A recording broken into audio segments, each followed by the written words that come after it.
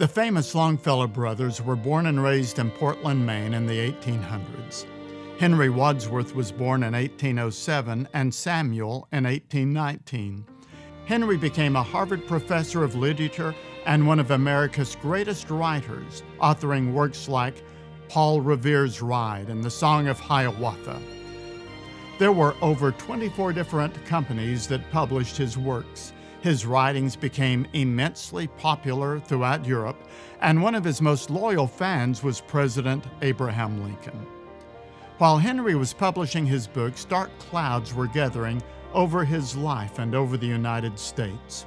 In 1861, his wife tragically died when her dress caught on fire in their home in Cambridge, Massachusetts.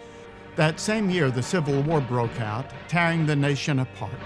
2 years later, during the fiercest days of the conflict, Henry's son Charlie, 17, ran away from home and hopped aboard a train to join the Union Army. Charlie proved a brave soldier and a popular one. He saw action at the Battle of Chancellorsville in 1863, but in early June he contracted typhoid fever and malaria and was sent home to recover. By August, Charlie was well enough to return to the field. On November 27, during the Battle of New Hope Church in Virginia, he was shot through the left shoulder.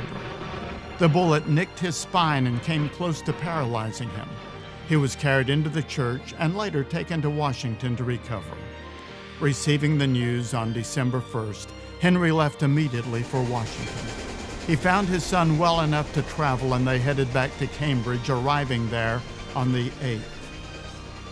For weeks, Henry sat by his son's bedside, slowly nursing his boy back to health.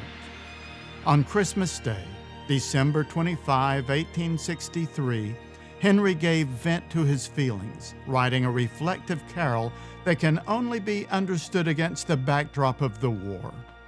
Two stanzas now omitted from most hymnals speak of the cannons thundering in the South and of hatred tearing apart the hearthstones of the continent. The poet feels like dropping his head in despair, but then he hears the Christmas bells.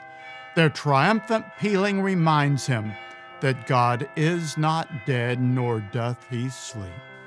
The Sunday school children of Longfellow's local church in Boston first sang this song during that year's Christmas celebration.